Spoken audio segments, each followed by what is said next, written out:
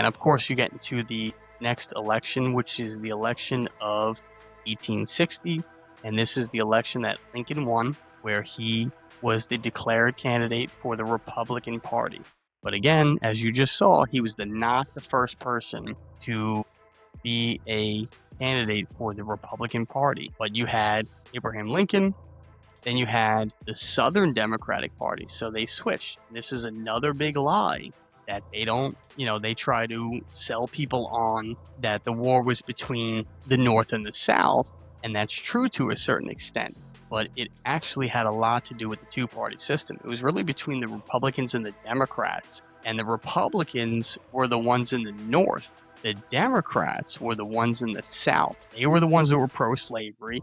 They were the ones that were pro-segregation and all these things that the modern-day Democrats and liberals pretend was always the racist Republicans. But if you know your history, the Democrats were originally the racists, and they even changed the name of the party from the Democratic Party to the Southern Democratic Party to make sure that it was declared that if you were part of the South, you were a Democrat, and you were Team Democrat. And if you were part of the North, you were with the Republicans and Lincoln and that whole movement.